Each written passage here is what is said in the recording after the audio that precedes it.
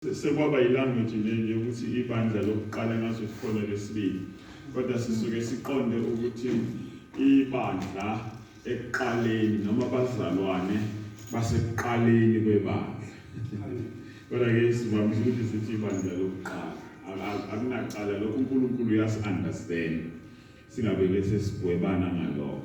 Izenzo chapter 1 verse 14. Izenzo 1 verse 14 sibuka ukuthi ke lalenza njani lona when it comes to umthandazo.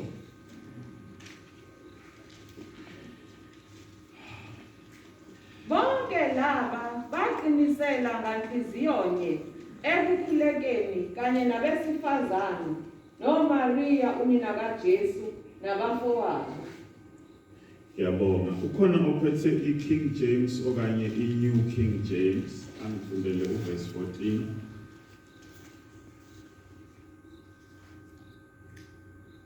These all continued with one accord in prayer and supplication with the woman and Mary the mother of Jesus and with his brethren. Yeah, thank you so much. I guess Valona legacy gave me easy. Lenkosi. Vuthisa Jesu umlilo wakho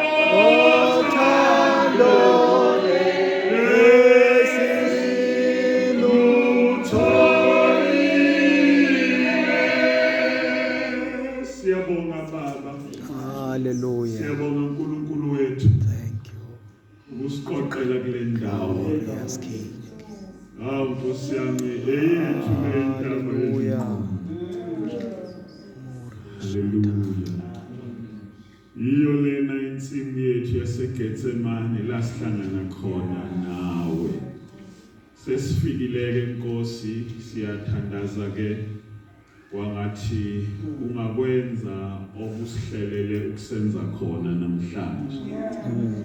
Uma inhliziyo yethu ilikhuni umoya wakho mawuyithambisa. Hallelujah. Baba wethu othandekayo, uma ingqondo yethu ivalekile, umoya wakho makayivule. Sibone Nkosi inhliziyo yakho ngathi. Baba wethu othandekayo, siyamkele sibe yiyo. Baba wethu othandekayo, siyabonga sikunikeza udumo olukufanele ngoKristu Jesu umsindisi wethu. Amen. Amen. Bathandekayo, ngicela nje sibuke kafishane indaba yomthandazo nebandla lokuqala. La sifunda khona kuthiwa labazalwane babuya entabeni yeminqumo uJesu kade ethathwa. Amen. Ethathwa yifu limbuyisele ezulwini. Ukusuka entabeni yeminqumo kuya eJerusalema kuyibanga elingango 1.2 kilometers. Ibanga lelo kuthiwa i-Sabbath journey, lingangohambo lweSabatha. Ukuthi kusho ngamanye amagama wangafanele bahambe makuyiSabatha kuba umthetho kaMose bahambe ibanga elingaphezu kwa 1.2 kilometers. Now basuka entabeni yomnqumo uJesu uthathiwe ingelosi yakhuluma nabo ubebashiye nokuthi hlalani emzini nilinde isithembiso sikaBaba. Mabengena ke kuthiwa bafika eJerusalema baya ekamelweni eliphezulu indawo ababevamise ukuhlanganela khona kuyo. La sifunda khona ke kuthiwa ke baqinisela bakhuthazela insuku zonke. Amanye awesingisi nelesizulu lithi ekukhulekeni noma emthandazweni, kodwa iKing James ibeka amagama amabili yathi prayers and supplication okanye an intercession.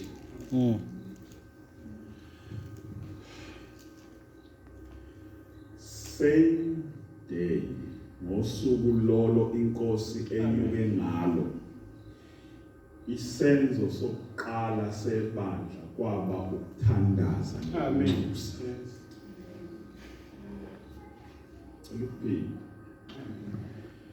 Ngale mini uJesu ahamba ngayo abuyele ezulwini, i-activity yokuqala ebandleni kwaba ukuthi abazalwane abasele bathandaze, bakhuleke, banxuse.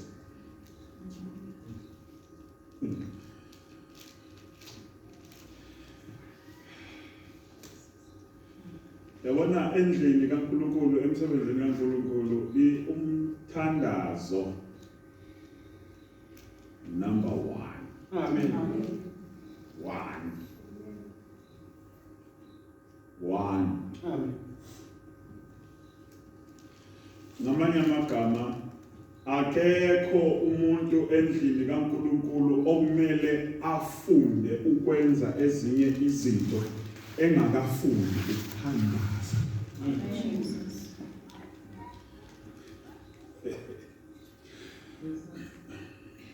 Ukungayi-understand le mfihlo kusenza sihambe ngendlela eseceleni.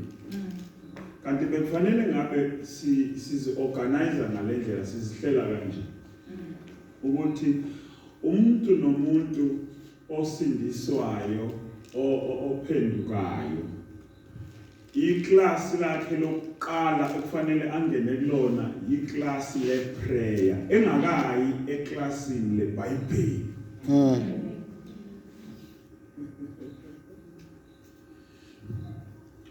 Ngoba umthandazo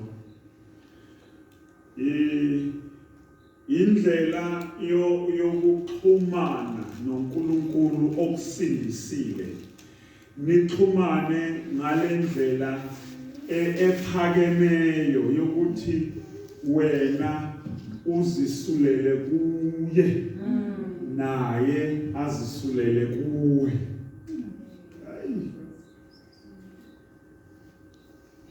Mthandazo. Amen.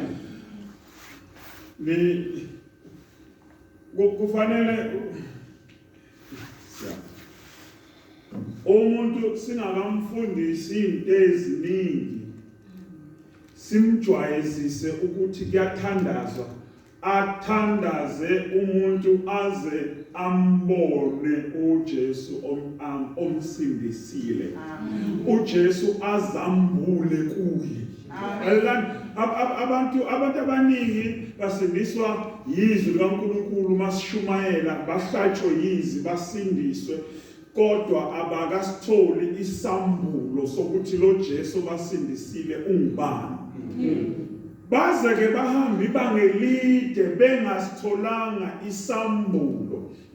uJesu bazalwane uyambulwa, uJesu futhi uyafundiswa.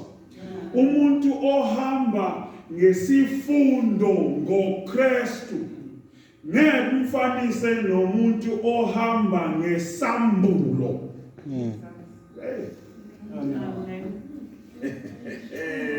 Umuntu ohamba ngesifundo ukuthi ufunde ukuthi uJesu ungubani, uyamazi ngokwelevel yengqondo, uyam-understanda ngokwelevel yengqondo.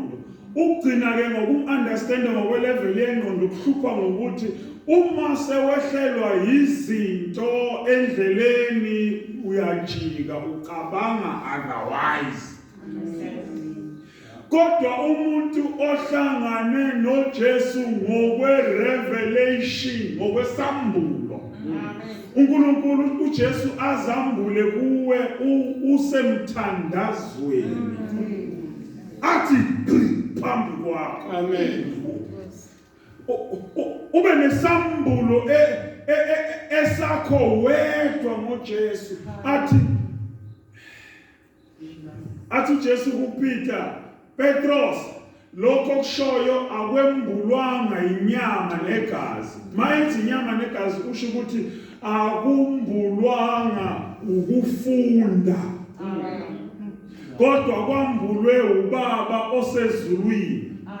Laba isiqhubu sasithi abanye bathi ungu-Elijah, njengoba bethi uJesu ungu-Elijah, i-revelation yokufunda leyo. Bafunde incwadi zabaprofeti zabatshela ukuthi uma sekuza uMesaya kuyoqala kufika u-Elijah kuqala. So yabona ukuthi i-revelation yokufunda ibenza bacabanga ukuthi uJesu ngu-Elijah obekuthiwa uzoza. But uPetros yena wathola i-revelation from God ukuthi no, ango-Elijah lo, but nguye uMesiya, indodana kaNkulunkulu ophila.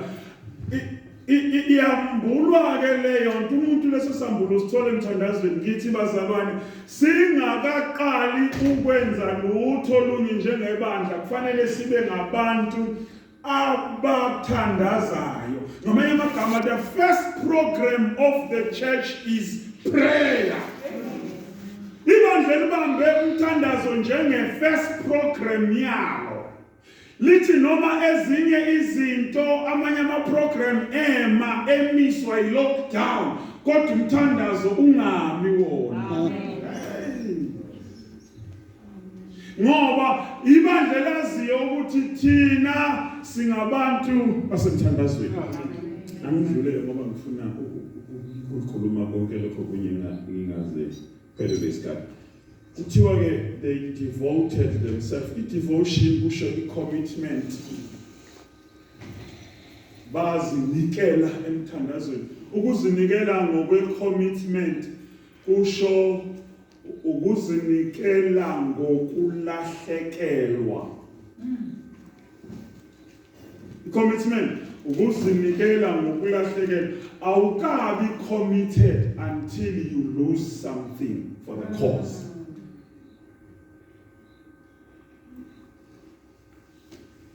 Inasisibonelo esijwayelekile. Mawusuhlezi laphana udla i-breakfast, i-breakfast yakho namaqanda nobhekeni. Ngabe ubhekeni bacon noma okanye sausages lakho. Kule breakfast yakho inkukhu involved. ngoba inikele ngeqanda yaqhubeka nokuphila. But ingulube yona i-committed ngoba inikele ngobacon maqede yabo.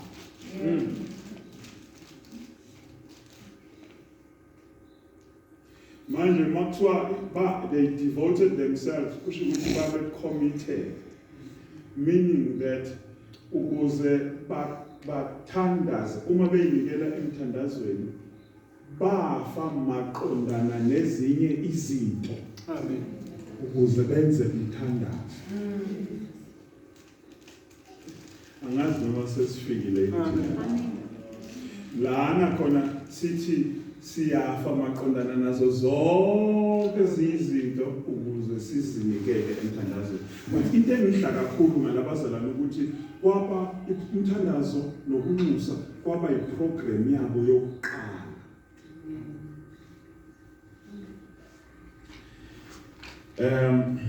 Belindeke kuthiwa babelindeke lesi sithembiso bathandaza ke insuku zonke benhliziyonye, inhliziyo yabo ihlangene bemunye bonke bezinikele ekutheni ke bayathandaza ngenhliziyo yabo yonke bemqondo munye belinde isithembiso sabafica isithembiso besemthandazweni. Angithi lazweni khona lesingisi bathi they devoted themselves in one accord to pray. Mawufunda chapter 2 verse 1 kuthiwa babe sekamelweni eliphezulu in one accord.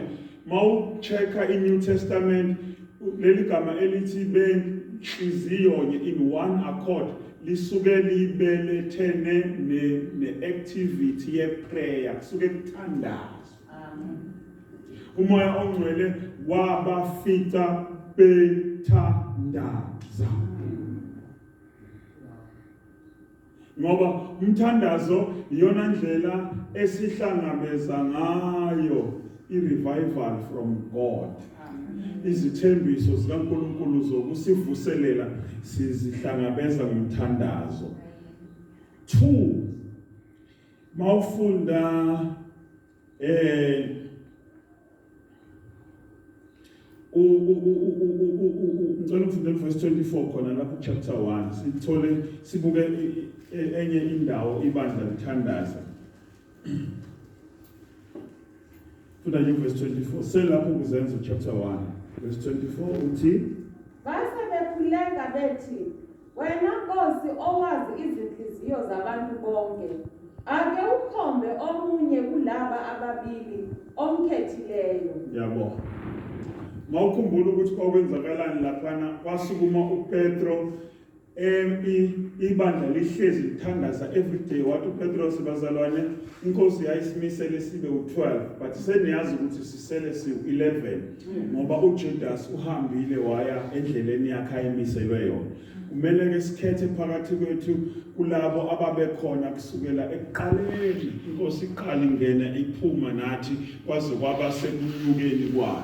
Bamisa ke abazalwane ababili baseke beyathandaza ukuze uvele umuntu ozongena kubapostoli athathe iministry yokuba umpostoli.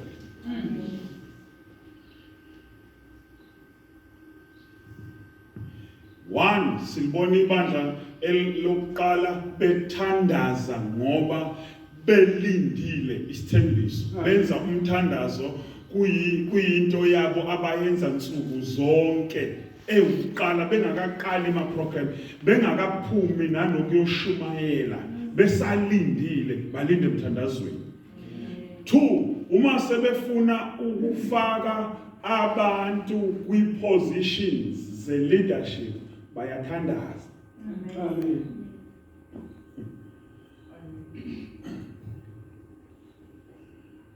Oh God.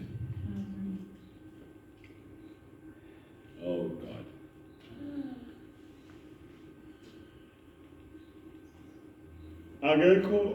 Akekho uma ibandla li-operator lisenkazimulweni li-operator kwi-level uNkulunkulu alifuna libe kuyona. Akekho umuntu ozingenelayo enkonzweni Manje enkonzweni angisho ukuthi ngisho kwi-ministry akekho umuntu ozingenelayo kwi-ministry engangeni ngoba ekhethwe uNkulunkulu emkhetha phakathi kwebandla elithandazayo.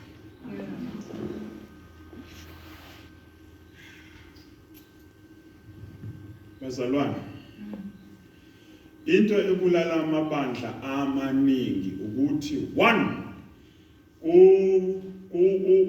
kuma position of biblical leadership. The position of biblical leadership is the people that belong to the fivefold ministry.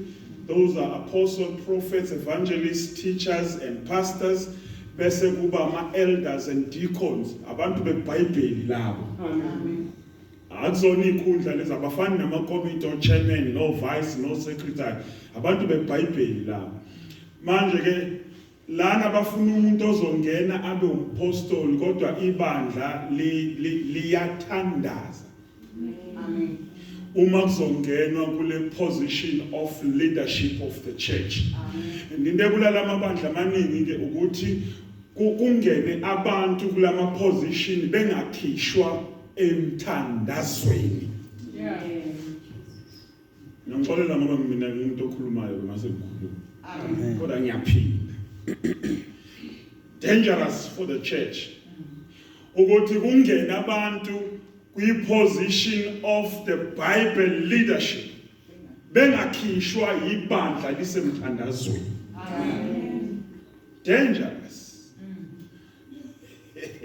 Ngoba uma bengena bengazalwa isibeletho somthandazo kuzozaleka abantu abafakwa yithi abangakhethwa uNkulunkulu. Uthi uPeter lapha uyathandaza uPeter uthi baba sikhombise lowo okhethwe nguwe. We need to understand bazalwane ukuthi ibandla alakhiwa indoda noma umama noma insizwa noma intombi, lakhiwa uJesu. Amen. Now izandla zakhe ke asebenza ngazo ukwakha ibandla zikhethwa uye, engalekelelwa umuntu. Amen. I-environment yokuthi kuphume abantu uJesu azobakhetha ukuthi ibandla lithandaza. Uma esefuna ukukhipha uPaul benoBarnabas bangene kwinkonzo yokuba ngabapostoli uye bandleni labo i-local church yabo yase-Antioch uvusa ukuthi ibandla malithandaze lifaste. La fasta ibandla lase-Antioch kanti uNkulunkulu uzokhipha ama-leaders kulona. Amen. Amen. Uma siyibandla sizozala ama-leaders singekho emthandazweni, they will never lead us to prayer. And ibandla elingaholeleki emthandazweni liholeleka ekudukeni. Ngiyaphinda. Yeah. Amen. Ngiyaphinda ngiyayizwa izwakala kahle ngoba ngisho ngesizulu ukuthi angisho ngesingisi. Yeah. Ukuthi ibandla elingaholelwa kwi-prayer liholelwa ekudukeni. Why yithi liholelwa ekudukeni? Ingoba kwi-prayer kulandwa indlela zikaNkulunkulu, kulandwa imanje likaNkulunkulu. Kanti uma kungathandazwa kuhanjwa ngendlela esicabanga ngayo. Imvamisa indlela esicabanga ngayo iphambene nendlela uNkulunkulu acabanga ngayo, noma iyinhle. Mangithi iphambene angisho ukuthi i-evil, kodwa sengisho ukuthi shaye eceleni uthi uNkulunkulu akiwe north, indlela yethu ithi asiye south. Amen.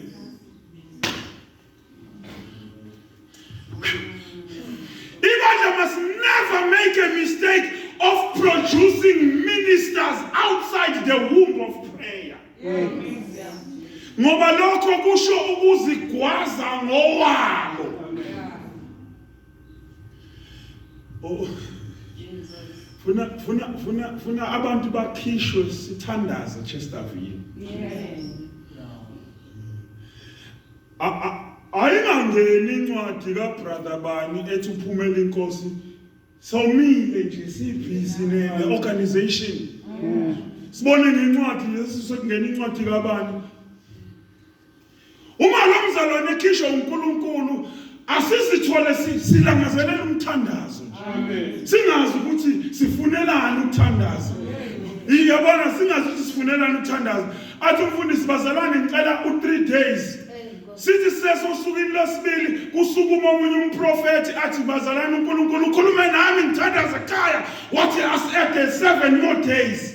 Singene kulo 7 more days kusukuma omunye athi bazalwane uNkulunkulu uthi asede 5. Sisathi sekulo 5 wokugcina akhuluma umoya athi ngikhululeleni. Ngifuna ubani la? Ngoba uNkulunkulu akanqeni kulenza ibandla lithandaze kanti uzokhipha nje abantu ababili. Alithandazise lonke. Kanti uzoyifunela nje umuntu oyedwa nje. Umfunela lo msebenzi wakhe. Labazalwane ke bafuna ukukhipha umuntu ozongena kwiministry bathi hayi ngeke sivele nje sithi siyabazi impela naba besihamba nabo kodwa ke sizawuthandaza. Yes.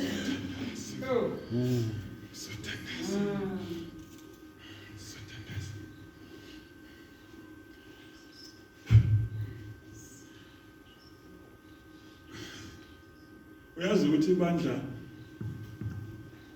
like lahamba kusukela ku Acts chapter 1 kuya chapter 6 kungekho structure ebandleni. Sengisho abantu abakhethwa yithi njengama members ebandla. Abanye manje sebecabanga ukuthi ibandla ngeke likwazi ukuphila ngaphandle kwama structures. You know why? Bazalwe selimi ngawo. Amen. Bazi ukuthi ibandla ama structures.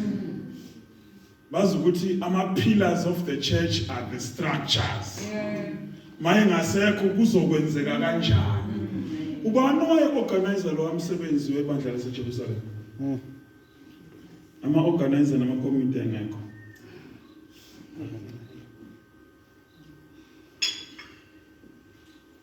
Angilwi nalezo zinto bazalwane ngingasho ukuthi ngisusikho kwawo. But I ngifuna us understand the importance of prayer. Ukuthi iprayer iyakwazi ukusustain ibandla. Lihambe ngeunity evela nje kwiprayer. Ngoba iprayer uyazi ukuthi iprayer especially le ye intercession sithandazelana sodwa la. Amen. Sithandazelana sodwa la. Lemthandazo emibili yokuphenduka nokukhulekela abanye. Ukuthi akekho umuntu ozoba nesikhathi sokubona amaphutha omunye. Amen. Wonke umuntu uzobe worried ukuthi inkosi nginjena mina uyangibona njani. Ngiza kuwena nginjena kodwa ngicela umsize ubani. Yabona ungathi ngicela umsize uthi nginjena mina inkosi ngiza nginje ngixolele kodwa njengoba ngixolisa nje ngicela ungisizele ubani nangendliwa ukuthi. Naye ngapha uziveza ubunjalo bakhe uthandazela wena ngawo. Right, asicule sibone okunye bengicela ukuthi sikubone incwadi lapha chapter 2 verse 42. Chapter 2 verse 42.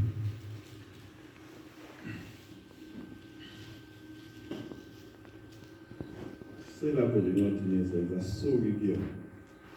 Baqinisela njalo esifundisweni sabapostoli nasekuhlanganeni nasekuhlephuleni isinkwa emikhulekweni.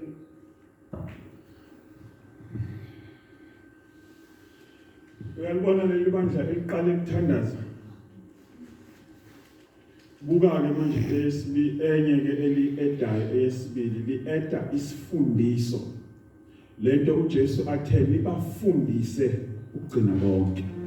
On top of prayer ba-eda isifundiso, ba-eda isidlo, ukuhlephula isinkwa, that is Holy Communion, isidlo senkosi. Amen. Bese kuthi ke uma zontathu lezinto seyihlangene seyizala ke ubunye ukuthi basherishe izinto zonke kungabi khona oswelayo. Amen. Lento bayakhela phezulu kweprayer.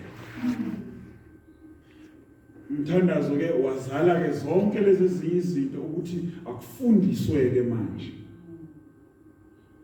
Akuhlanganyelwe ke manje ezintweni zonke.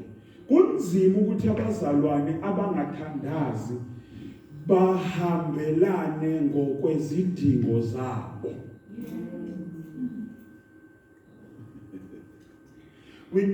Ngeke sikwazi bathandekayo ukushare izinto esinazo ukuthi mina lokho enginakho ngikusherishe nalo ngenakho uma ngingathandazi. Uma sibandle ngathandazi ngeke ocebile uyayiphilela nje kahle yena nomndeni wakhe, ohluphekayo aqhubeke ayihluphekele nje lapha ebandleni elilodwa. Into ezosenza sikwazi ukuthi sisherishe konke sinakho ukuthi siqinisele emthandazweni, ngoba phela ngithi sikhuluma izolo sathi lapha emthandazweni ensimini yaseGetsemane kuphulwa intando yakho. uJesu waya esiphambanweni esengasaqhutshwa intando yakhe, ngoba eyakhe yayithi mayidlule le ndebe engayiphuzanga. Kodwa uya eseqhutshwa intando kaNkulunkulu ngoba evela emthandazweni. Na ukuba semthandazweni ke kusiza ngokuthi siphulwe thina, siphoqozwe umina aphele. Size sifane noPaul sithi akuseyimi ophilayo kodwa uKristu ophila kimi, ngoba lapha emthandazweni kula kuphulwa khona uself ukuze kuphile uKristu kuwe. uJesu akaphili impilo yakhe yokukhululeka yobuNkulunkulu uma ehlezi ekholweni elingathandazi, ngoba leli kholwa elingathandazi linezibi, linameva, liyamcinanisa impilo. uJesu afuna ukuyiphila ivinjwa ameva ngoba akuhlakulwa kuleli kholo. Kunezinto eziningi ezixhanteleyo, imxhantela esekholweni elingahlali emthandazweni, ngoba lapha emthandazweni uzothi inkosi ngiza nayo yonke luggage yami, imithwalo yami yonke ngiyibeka la phambi kwakho. uNkulunkulu ke ayiphule akuphule ayiqede ukuze kusale yena. uJesu uyathanda ukuthi aphile kithi. Ayikho nje into uJesu ayithanda njengokuthi aphile kithi ngaphakathi. Ayikho into engamvimba uJesu ukuthi angazalwa intombi uMaria, afike njengoAdam owafika esemdala, but waqala esibelethweni for the full pregnancy cycle, ngoba uyakuthanda ukuphila ngaphakathi kithi. Bese ke siminyanisa ngokuthi sibe ngabantu abangathandazi. Okwesine ela ufunde chapter 4 verse 24. Sesizoqeda sesofunda ukugcina sesithandaza. Chapter 4 ufunde verse 24. Bona sebezwile baphakamisa izwi kuNkulunkulu nganhliziyo nye bathi, Somandla wena owenza izulu nomhlaba nolwandle nakho konke okukukho. Thank you. Angithi siyakhumbula la kwakwenze njani bathandekayo. Indaba isuka ngehora lokuthandaza. Amen. 9 hour. Ofunda verse 1 ka chapter 3. uPetro benoJohane kuthiwa ngehora lokuthandaza ngoba ibandla laseJerusalem bathi bathandekayo. Angithi sithe manibuya entabeni uJesu kade thathwa lafika lathandaza. So umthandazo ke uhamba phambili noma sekuqalile lenza amanye ama-program Amen. kodwa osukini ku-24 hours kwakuba nehora lokhu emthandazweni every day. Ngoba ibandla elingaqalanga emthandazweni kulula ukuthi kufike izinto ezikucimayo umthandazo. Ucimeke futhi ngoba alizalwelwanga kuwo umthandazo. Umthandazo awubanga ukudla kwalo kokuqala. Osiyami. Uma niubamba nje endleleni seliqhubeka kuzothi makufika izimo likhathale liyeke. But ibandla laseJerusalem akuthema ukwanda ama-programs lathi noma ama-programs angamaningi sesiyashumayela kwandile manje abantu siyafundisa sihamba imizi ngemizi, but there must be every day an hour set aside for us to go and meet